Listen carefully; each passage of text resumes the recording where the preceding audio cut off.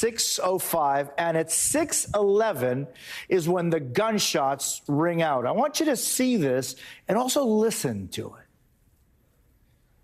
If you want to really see something that's said, take a look at what happened.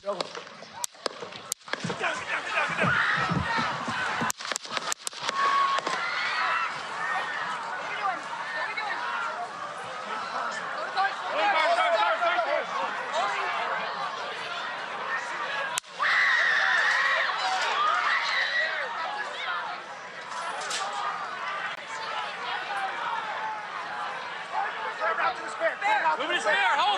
When you're ready. On you. Ready. Move. Up. Move. Go. Up. Hawkeye's here. Hawkeye's here. Move it to the spare. Spare, get ready. Spare, get ready. We ready? Down. Down. Are we good? Shooter's down. Shooter's down. Are we good to move? Down. We're good to move. We're clear. We're Let's clear. move. We're clear. Let's move. We're clear.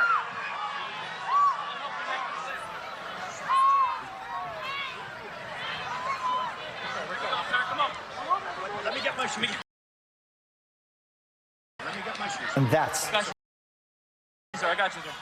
when I start lifting the former president. You could hear him say, "I want my shoe." Look at the amount of Secret Service personnel that is around the president. They essentially just jumped on him just moments after the gunshots started. And there you see him lifting up his fist and saying, "Fight, fight, fight." The former president was hit in the ear, in the right ear. Today, he is actually on his way to Milwaukee for the Republican National Convention. And there you see his plane just moments ago. He posted this afternoon that he would not let a shooter change his plans. Tragically, one rally goer was killed and two more critically injured. The suspected shooter killed by the Secret Service. The FBI has identified that suspect as Thomas Matthew Crooks of Bethel Park, Pennsylvania. He was a 20-year-old, scant social media presence. Crooks is also a registered Republican and has donated to a group that supports Democratic causes. Law enforcement officials say he used a rifle to carry out this act, but there is no word yet on his motive. Former president took to social media this morning to thank the public for their support, writing in part, "It is more important than ever that we stand united and show our true character as Americans, remaining strong and determined and not allowing evil to win." CNBC's Joe Kernan actually spoke with the former president on the phone today. Here's what he shared from that conversation with our Katie Tour. On the mend, he was in very good spirits. He said, except for this, you know how he talks, this little problem in my ear and his right ear. Other than that, he said, you probably heard about it. I said, yeah. And he goes, other than that, everything's great. And he was glad that he had turned his head. He told me at the last minute. Starting off this hour, NBC News Justice and Intelligence correspondent Ken Delaney. Ken, good afternoon. We just played pretty much almost the majority of the entire scene as it was unfolding yesterday. About exactly almost 24 hours to the minute. What's the very latest on the investigation, Ken?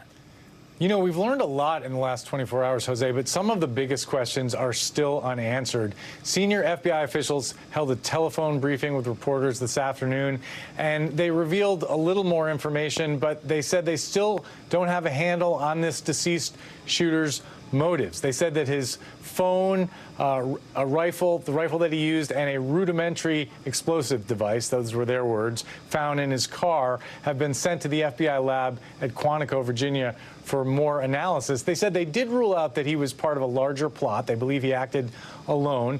And we know from our own reporting at NBC News, there's accounts that he was bullied at school. And you showed that he was a registered Republican, but also had given $15 to a Democrat Democratic group. So it's a bit of a puzzle, and he doesn't really have any profile, any public social media profile to glean his political leanings or where he was coming from. So that really does remain a mystery, and it's something that the FBI is now working very hard to determine. What was he thinking? What was his motive? They're interviewing his parents, who are cooperating, they say, and they were, public records show that they worked as licensed professional counselors. He grew up in a kind of a well-to-do suburb of Pittsburgh, about an hour from the rally site, and we know that he had no military training, and yet somehow he was able to get in this sniper position with a clear line of sight to the president, the former president of the United States. And that brings up another separate and distinct investigation that's ongoing, Jose, which is into the security failures that happened here. And President Biden announced today that he was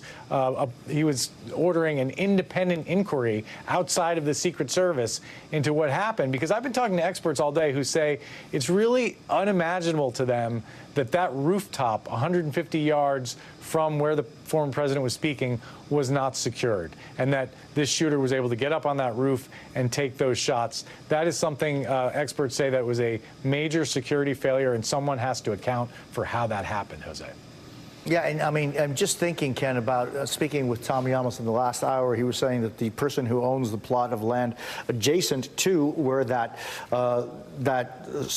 factory is and where the former president was speaking, and we have this graphic to kind of show you. And if you're listening to us on radio, it's a graphic that shows a photo actually of where the rally was taking place, and then just about 148 yards away, this area where the suspected gunman shot from. And Ken, it's, Tom was telling us that there's like a fence there between the two areas that had been closed with zip ties, and that as of an hour ago, the lady who owns the land there said that no one in Secret Service or local police had come to see her, talk to her before the rally or even after the rally.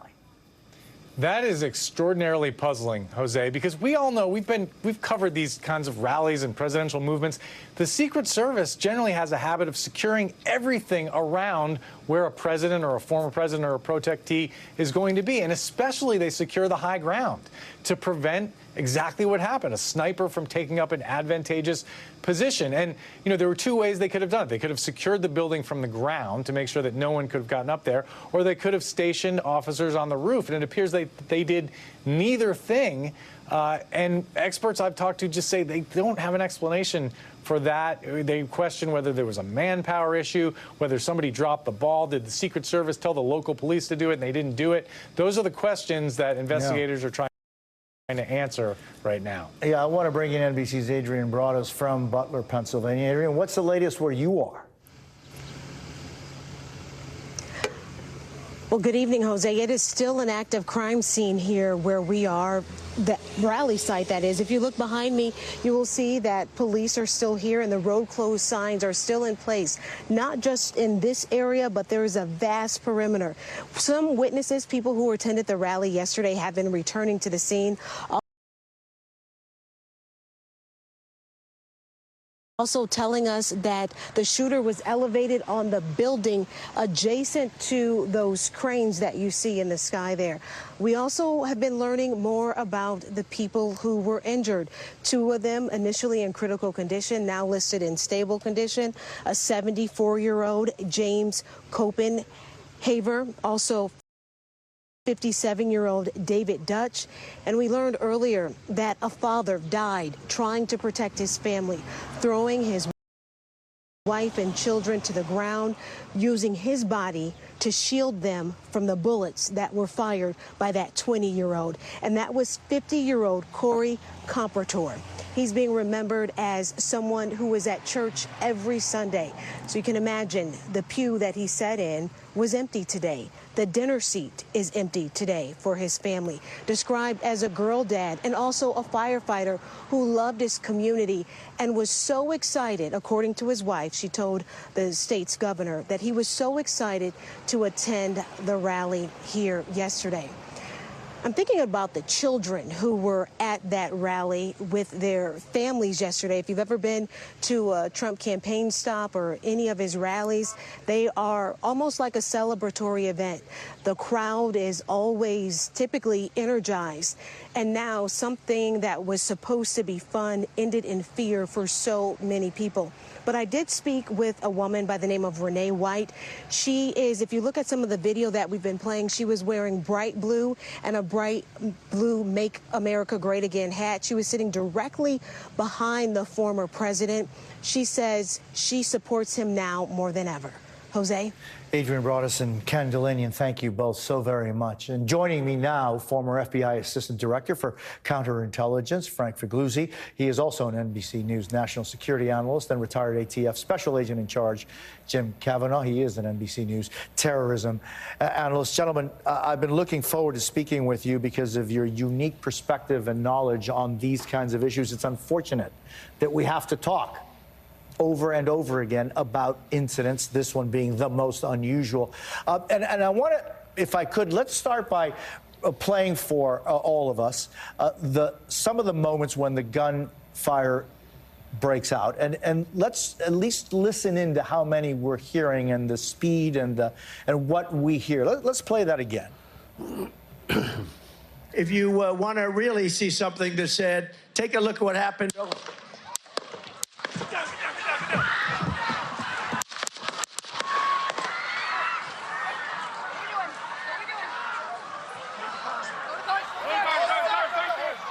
So, and Frank, I want to start with you. It seems as though there were two segments or incidents of gunfire.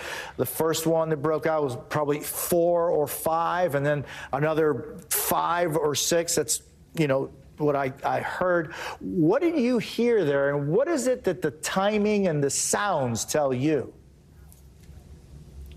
So, you know, even with eyewitness accounts and us listening now, it's somewhere between 8 and 10 at my best guess. We have to be careful about the echo effect that sometimes happens, even in very open areas. You get that. But the distinct breaks there sound to me like initial shots from the shooter and then return fire from the sniper and or Secret Service agents. It's clear that at least one of the Secret Service snipers had a clear line of sight, thankfully, on that roof, at least to respond once the shooting started. Yeah, and Jim, I'm just wondering, I mean, 149 yards, it may seem like a long distance to some people, but with that rifle, I mean, 149 yards is not that much.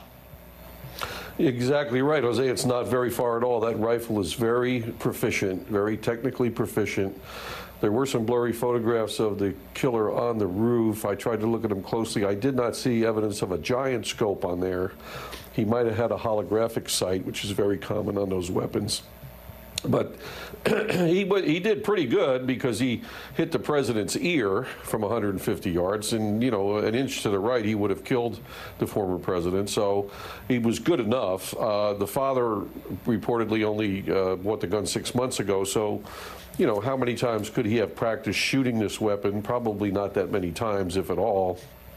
So the weapon is very good. It's designed well for soldiers. It's, you know, they practice normally in the military at 100 yards, 150 yards to shoot those. So it's a shot that can be made.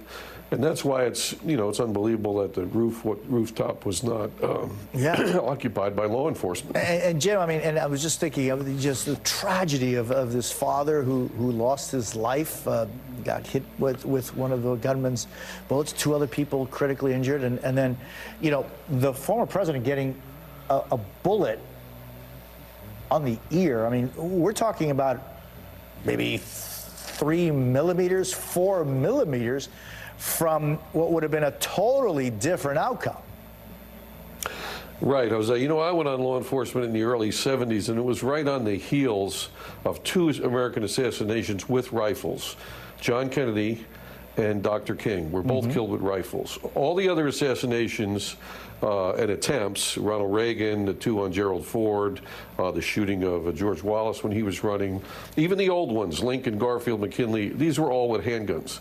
But the 2 seminal assassinations were JFK and Dr. King. And I went on the police not long, a few years after that, and I can tell you, whenever we were involved in Secret Service details over my whole career, the high ground was always taken by Secret Service. I mean, those rifle shots were always lingering in the back of everybody's mind because, you know, we'd lived through them. America had lived through them. And so this is why I was so surprised at this, because having been assigned on those details many times, you know, when we were Treasury agents with Secret Service, and we'd be assigned on them. I was on a number of them. And, you know, they always had the high ground. They always had agents or SWAT members or ATF agents or somebody on top of buildings and windows, and you just they never gave the high ground away. And it's basic police work. You know, you have to get there early and take the high ground. It does not take tremendous resources. You show that aerial picture right there. Maybe there's a half a dozen buildings, 6 or 8, where you need to have somebody on. Maybe you can put them on, you know, assess it, and you only have to put them on half, and the other half you can clearly lock down and barricade. But it clearly can be controlled. It's not a resource matter. The Pennsylvania State Police has 3,000 troopers. I mean, you have the sheriff there, you have the township police, you have the Secret Service. I mean, you could have done it. It should have been done, and that's the failure. And I would just say this to close this part, Jose, is I would analyze this as, you know, we used to call it an explosive world, left a boom and right a boom, or, you know, here, left a shot and right a shot. Mm-hmm. So everything that happened after the shot was fired by the killer, the first shot, the Secret Service did a tremendous job. The counter sniper team took him out, and they saved lives because he could have still been pumping bullets into the huddle and into the former president if he was not killed. And they quickly got him down. They got him in the huddle. They made it was clear to the armored vehicle. They got him in there. That was great. But before the shot, when they didn't have the people on top of that roof, occupying that roof, that's the failure. Yeah, and Frank, what are your thoughts on that? I mean, what question is top of mind for you? So if you take what Jim said, which is absolutely accurate, you've got to have the high ground, particularly when there's a high ground within easy sniper range of your protectee. Now you have to ask the question, of course they considered this building. They made a decision reportedly to put it outside the perimeter. That points very strongly to this being delegated to local or state law enforcement. And clearly we have a colossal failure in either the degree of communication. Hey, you understand, you have this building top to bottom, right? Do you have that? You've got the entrances locked down. No one gets up, and you've got rooftop. You understand that. That broke down. There's another scenario where they may have decided to mix responsibilities, which in my experience always results in another lack of communication, i.e., Secret Service sniper has that rooftop. Don't worry about it. We've got it, line of sight. You take the doors, local police. You take them and make sure no one gets into this building. That broke down as well. So clearly, this independent investigation, and there'll be many. Congress has called for an investigation. The FBI is investigating the shooter. The Secret Service may have it internal. DHS IG is sure to get involved in this as they oversee the Secret Service. We're going to get the answers, but here's my concern. We don't have a lot of time for answers. We've got the RNC starting on Monday. We've got the Democrats with their convention the following month, next month, right? And I'm concerned that the Secret Service has been stretched too thinly for a long time. Too many protectees, family members, et cetera. Now you've got a sizable percentage of the service in Milwaukee on the ground. There's been reporting that only 2 members of the counter-assault team or 2 snipers were present at this rally. You can guarantee they're in Milwaukee and they're on President Biden. And is that too many? Are we asking too much with the limited resources of the Secret Service? Frank Figliuzzi and Jim Cavanaugh, thank you both so very much for being with us today. I really appreciate it. When we come back, I should say, we'll head back to the White House where President Biden is set to address the nation at 8 p.m. Eastern Time. Our breaking news coverage continues after a quick break.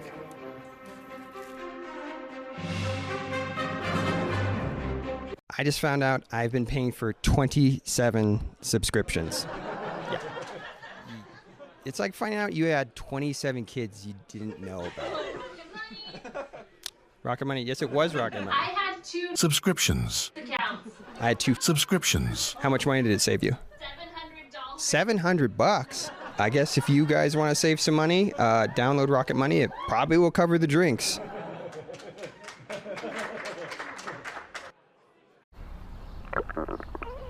Not you again. I can't talk to a doctor about this. It's embarrassing. Doc?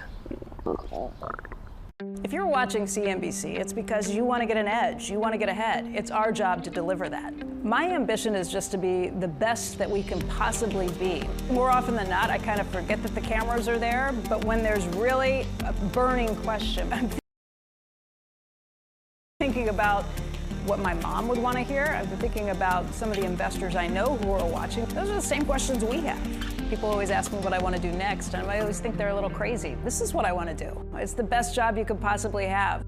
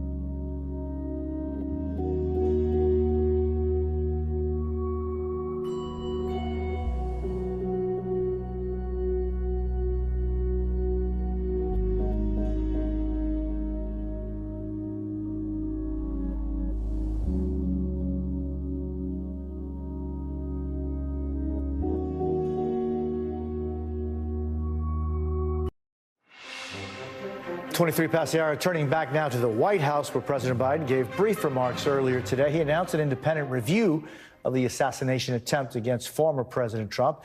He also said that he would deliver an Oval Office address at 8 p.m. Eastern, 5 p.m. Pacific tonight. I've directed an independent review of the national security at yesterday's rally to assess exactly what happened. I'll be speaking more about this tonight at greater length from the Oval Office. I want to bring in White House correspondent Ali Rafa and congressional correspondent Julie Sirkin. Ali, so what stood out to you from the president's remarks earlier today? Yeah, Jose, well, first off, I think the White House and the president's reaction and their response time has been particularly notable since this assassination attempt against former President Trump. You think of the fact that by the end of the day, the president will have addressed the nation 3 times in the wake of that shooting. The president returning to the White House from his Rehoboth Beach, Delaware home earlier than expected last night to be able to meet in person and be briefed in person in the Situation Room by Homeland Security as well as law enforcement officials. But I also thought it was notable when he talked about that incredibly rare phone call he shared with former President Trump last night, saying that he is so glad that the former president is okay. One thing that really stood out to me, though, Jose, was when the president directly addressed these accusations being made by some Republicans that the president's rhetoric, Democrats' rhetoric, is to blame for this shooting. The president saying that as the Republican presidential nominee, and as a former president, that former President Trump enjoys a bolstered level of security. And he talked more about what he's done since last night to ensure that that safety continues for the former president. Listen to his comments here. Mr. Trump, as a former president and nominee of the Republican Party, already receives a heightened level of security. And I've been consistent in my direction to the Secret Service to provide him with every resource, capability, and protective measure necessary to ensure his continued safety. Second, I've directed the head of the Secret Service to review all security measures for the Republican National Convention. The president also announcing an independent review of the federal security measures being used during that rally yesterday to assess what went wrong, and he vowed to share the results of that independent review with the public. Jose. Well, I know that on Capitol Hill, some lawmakers have been asking for investigations and hearings. Exactly, Jose. We're just about 24 hours after that assassination attempt of Donald Trump. And at this hour, I can tell you, Jose, that Democrats and Republicans, at least in leadership positions at the helm of powerful panels that oversee the Secret Service, that oversee the FBI and other law enforcement agencies, have since been able to talk to at least the director of the U.S. Secret Service, to some FBI officials, and to some cabinet officials as well, like Alejandro Mayorkas, who is the Secretary of Homeland Security. And these are people that are Democrats, Republicans. For example, in the Democratic-led Senate Homeland Security Committee, I am told that Gary Peters, that chair, has reached out and connected with Mayorkas. I'm also told that members on that panel, as well as on the House version of that committee, will be receiving briefings, including tomorrow, with the U.S. Secret Service director. But at the same time, as you heard from all of our colleagues here, while lawmakers are asking for oversight of how this happened, how the Secret Service had allowed this to happen to the former president yesterday, there is much that these law enforcement agencies just don't know yet. It is why, for example, the Gang of Eight, which includes Leader Schumer, McConnell, Johnson, and the heads of the intelligence committees, have not yet been able to receive a briefing. But certainly a lot of questions at this hour from Congress, and they're pressing for answers, Jose. Holly Rafa and Julie Sirkin, thank you both so very much. Our breaking news coverage of the assassination attempt on former President Donald Trump continues after a quick break. We'll head back to the site of the Republican National Convention in Milwaukee.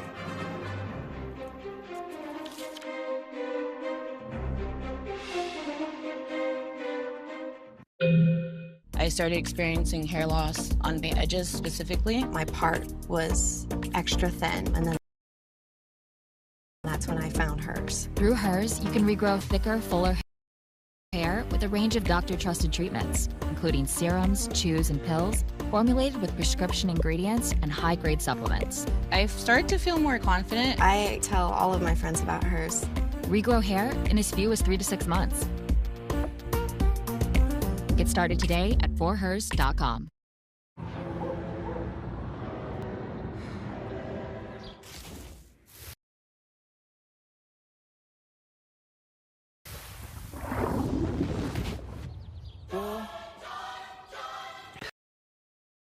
Yeah.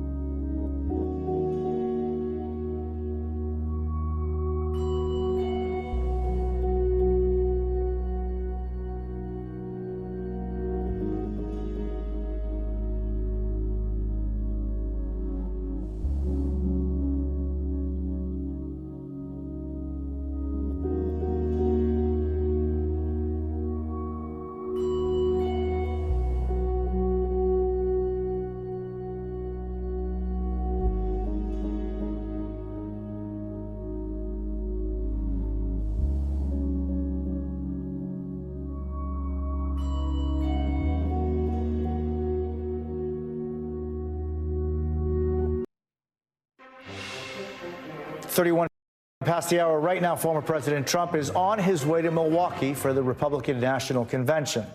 The gathering, scheduled to continue as planned after the assassination attempt yesterday. Officials are reassuring the public that they're taking all the necessary security precautions, and the Trump campaign is doing the same.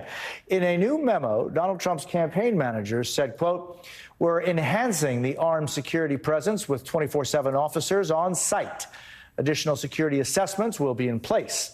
Our highest priority is to keep all of you safe." The memo goes on to instruct staffers not to, quote, "comment publicly on the occurrence of today. We condemn all forms of violence and will not tolerate dangerous rhetoric on social media." Back with us from Milwaukee is NBC News correspondent Vaughn Hilliard. Vaughn, the Secret Service and other officials held a presser today about security at the RNC. What did they have to say? Right, just about an hour ago, about 20 blocks from where we're standing right now here at the site of the Republican National Convention, which is gaveling in tomorrow, law enforcement from local, the FBI, but also notably the U.S. Secret Service came and spoke with reporters about the security measures that are in place for this week-long convention. And I said notably for the U.S. Secret Service because they, outside of statements, official statements and social media, have not answered reporters' questions until this press briefing here in Milwaukee. Notably, it was not with the director of the U.S. Secret Service, but it is with the official who is overseeing the RNC security apparatus. This is a special national security event, much like the inauguration. What that means is that the Department of Homeland Security Secretary designates such an event in situations when there is heightened attention and concern about criminal activity.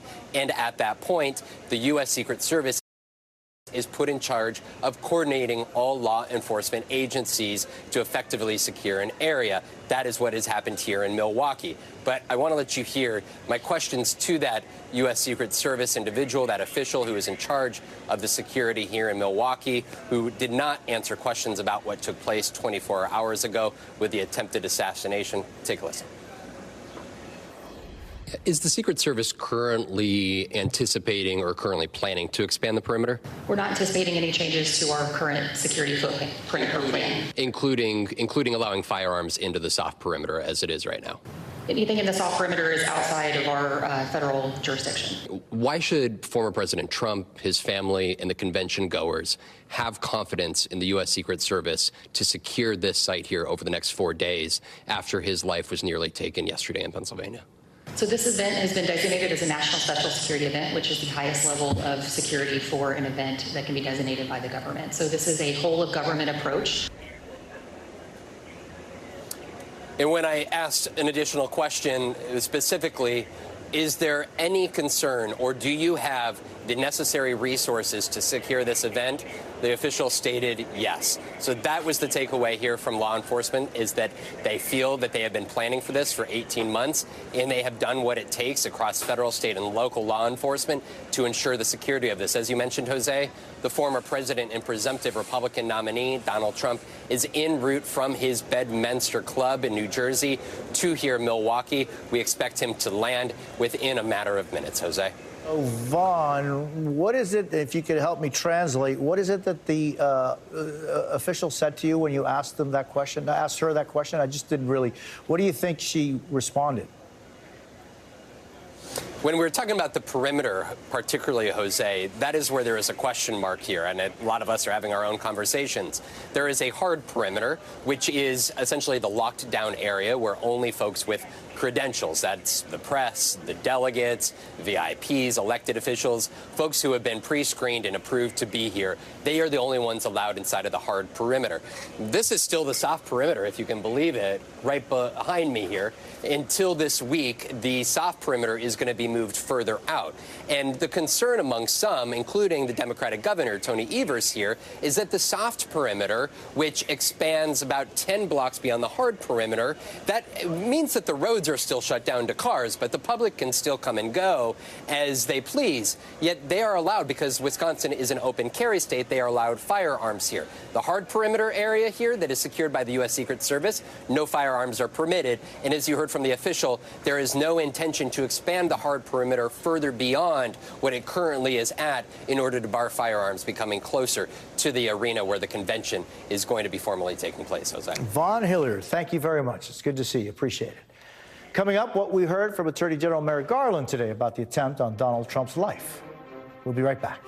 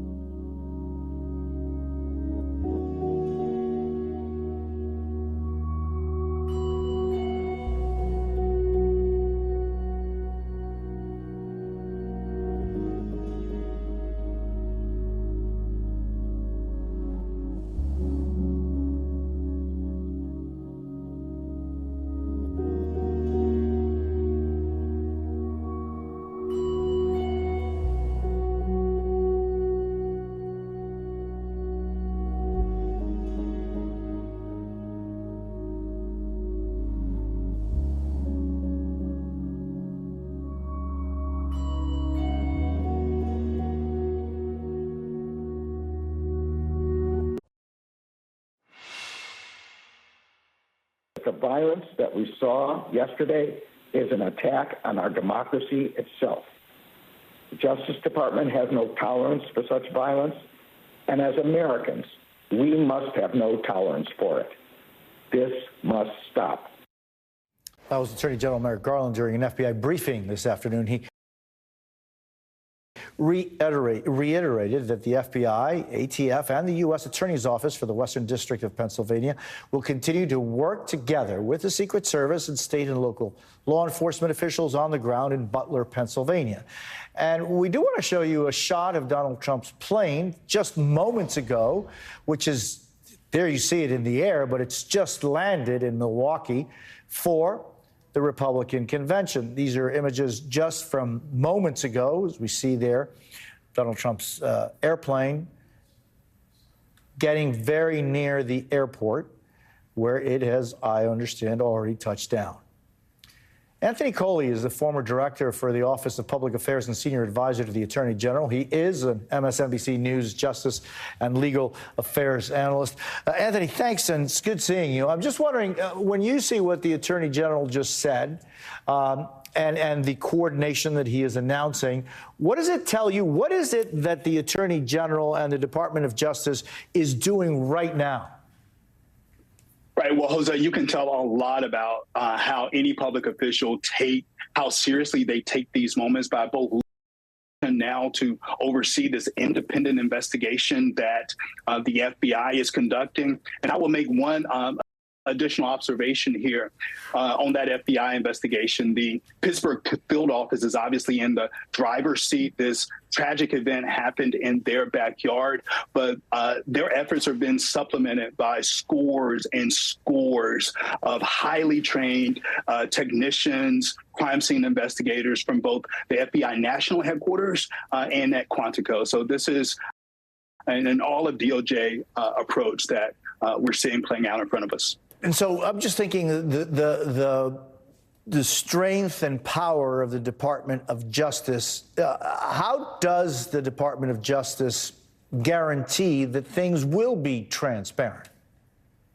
Well, that is the $1 million question, right? This is a test for the Justice Department, and to meet this moment, the Justice Department has got to shine the bright light of transparency on every aspect of this investigation, to the extent that they don't compromise the integrity of the investigation. So this is why I was really glad to see, Jose, I'm really glad to see the Justice Department, including the FBI, brief DOJ reporters today about the status of the investigation. Jose, that typically does not happen. And so what we saw today, what we learned today was that this alleged shooter, that he was someone who apparently acted alone. We now know that the FBI has access to his phone. They don't have access to the content of the phone yet.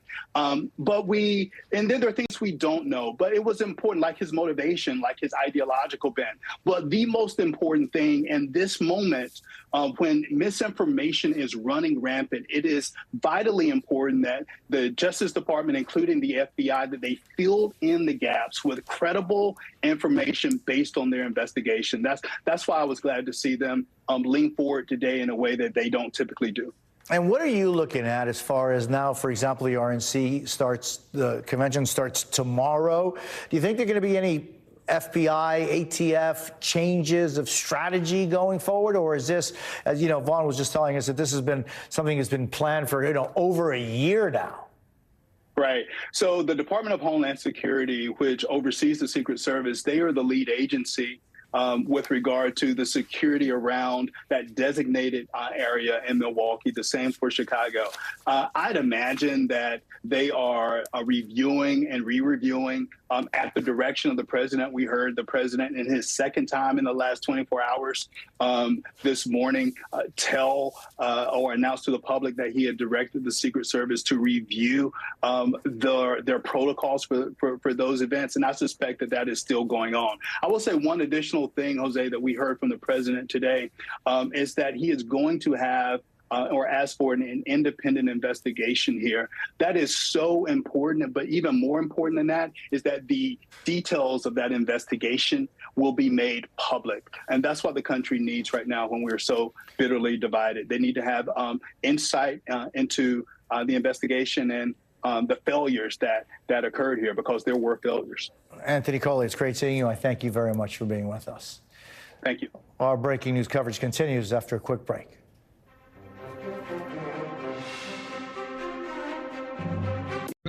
Eat like a king who's on a budget. 3 tasty options, fries, drink, and nuggets, all for $5. Wait, that can't be right. Just confirm that that's the real price. BK, have it your way.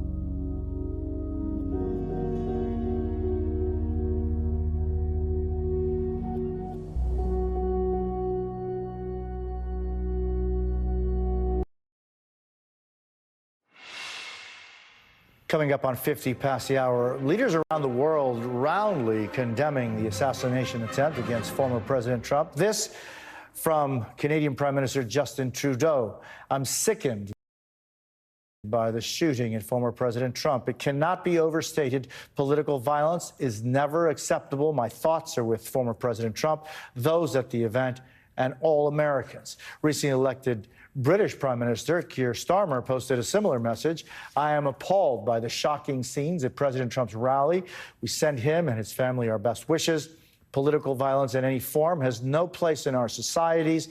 My thoughts are with all the victims of this attack. From Latin America, Argentina's President Javier Milei said that Trump was the victim of a cowardly assassination attempt, adding, I hope for the speedy recovery of President Trump, and that the elections in the United States are held fairly, peacefully, and democratically.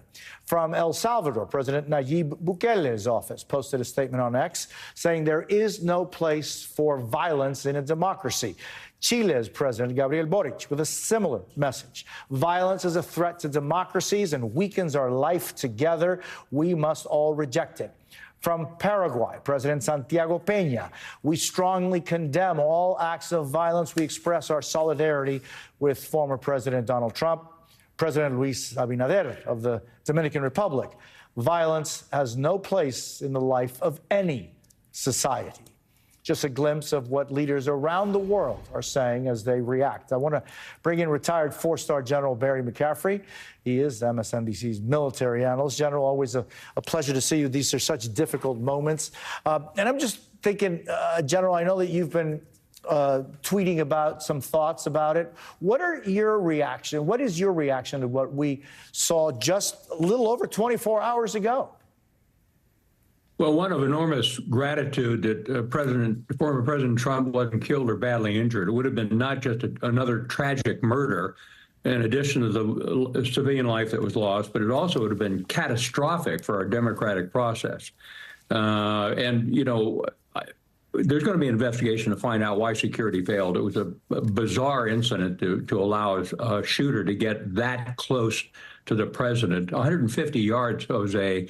With high-velocity weapons like an AR-15 with a 5.56 NATO round, it's very difficult to miss a stationary target at a podium at that range. And the shooter apparently got several rounds off. So kudos to the Secret Service for responding to it. But, you know, I think we're going to have to rethink campaign strategies. This country, our country, America, has 22 times the murder rate of the European Union.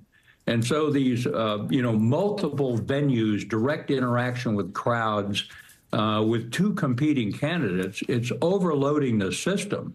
A trained sniper with a scope can hit a stationary target reliably at up to 800 yards. So we need to rethink the process and not just look at how we protect the candidates. Yeah, I mean, you know, I'm just thinking of Olof Palme, right? I mean, he was attacked not with a rifle, but it is so true, General, that the prevalence of them here makes it a whole different, you know, analysis to deal with. I'm just wondering, when you say that there was a lack of what it seemed to me from what I saw, and of course there may have been many more, but there were two counter sharpshooters right there on the area where the former president was. And it seems as though those are the ones that responded to the shooting. It just seems like, and, you know, Tom Yamos was just telling us that the person who owns the land right adjacent to where this event was held was never approached by anyone, still to this day has not been approached by anyone, that the fencing that was around that area was, you know, put together with some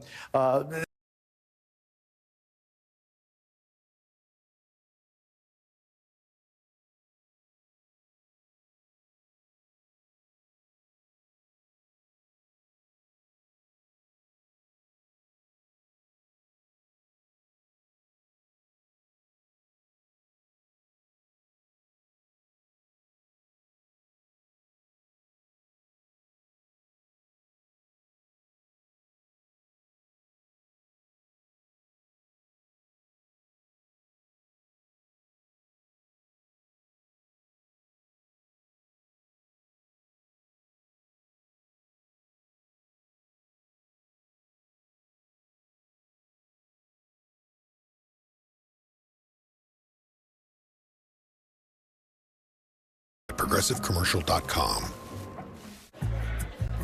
When life spells heartburn, how do you spell relief? ROLAIDS. Rolaids dual active formula begins to neutralize acid on contact. Rolaids spells relief. So what are you thinking? I'm thinking about our honeymoon. What about Africa? Safari. Hot air balloon ride. Swim with elephants. Wait, can we afford a safari? Great question. Like everything, it takes a little planning. Or put the money towards a down payment. On a ranch? In Montana. With horses. Let's take a look at those scenarios. JP Morgan Wealth Management has advisors in Chase branches and tools like Wealth Plan to help keep you on track. When you're planning for it all, the answer is JP Morgan Wealth Management. New Centrum Menopause supplements help unpause life when symptoms pause it. With a multivitamin plus hot flash support, Daily Z for quality sleep, and an extra for focus and clarity. Centrum, powered by clinically studied ingredients. Hi! Need new glasses? Buy one pair, get one free at VisionWorks. How can you see me squinting? I can't, I'm just telling everyone. Hey! Buy one pair, get one free for back to school. VisionWorks. See the difference. Rise up this morning, smile with the rising sun. This is my best. Sandals Rhythm and Blues Caribbean sale is now on. Visit sandals.com or call 1-800-SANDALS. 20 seconds a week to lose 20% of your weight in a year with diet and exercise. That's the power of GLP-1s through Ro. Connect with a provider today at ro.co/20. Do you have a box of videotapes, film reels, or photos that are degrading? Legacy Box professionally converts them to DVDs, thumb drive, or the cloud. Legacy Box is simple and safe, with over 1 million satisfied customers. Visit legacybox.com. See these 9 blue tablets of 100 milligrams sildenafil, aka generic Viagra from CVS? They cost a whopping $406, or $45 per tablet. Walgreens isn't any better. Look, the same 9 tablets cost me $417, or $46 per tablet. But shockingly, I got the exact same 9 tablets, the same 100 milligram strength, from Friday Plans for just 87 cents each. Generic Viagra from Friday Plans for just 87 cents. Text TINT to 69069. All you need to do is answer a few medical questions, and one of their doctors will prescribe you online if appropriate. They ship the tablets in a plain white package like this. Each tablet comes individually packed, and it's pretty cool. With Friday Plans, you get a free prescription, free shipping, and generic Viagra for as little as 87 cents. Text TINT to 69069 now.